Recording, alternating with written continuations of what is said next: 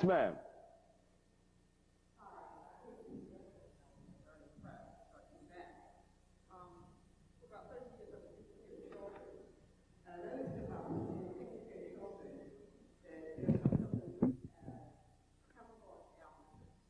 And it makes them very hyper, sometimes very much out of control. Would you give that to children also?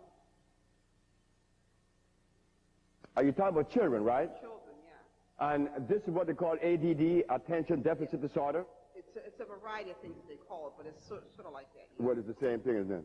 Same thing. And also, Well, let me say this. Example. There's a young man came to see me in Los Angeles with his child. He's 9 years of age. And when he came, the little boy was doing this.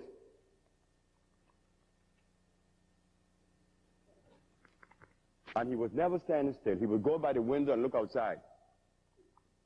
The boy was what? He was extremely nervous, right? I gave the man the package that I'm going to give all of you if you come.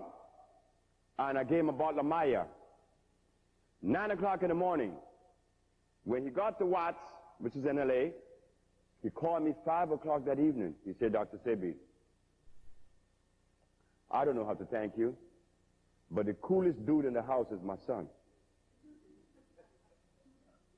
The boy was lacking of what? Iron. He was lacking of iron. You see, iron, the deficiency of iron causes 40 different manifestations of disease. Yes, he was lacking of iron. You and I have not had iron in 500 years. Don't come to me with beets, because that doesn't have any iron in it. That stuff is artificial. The child needs iron. So what we're saying here, since we won the case in the Supreme Court, we have the right to demand the government to feed our children and to give our children the stuff or the substance that is consistent with the gene group. We don't have to submit to those insurances saying, well, we only recognize traditional doctors and we don't recognize these others, but you're dying. So it means that the insurance company has bridled us, that they could tell us who you should go to. That's not true.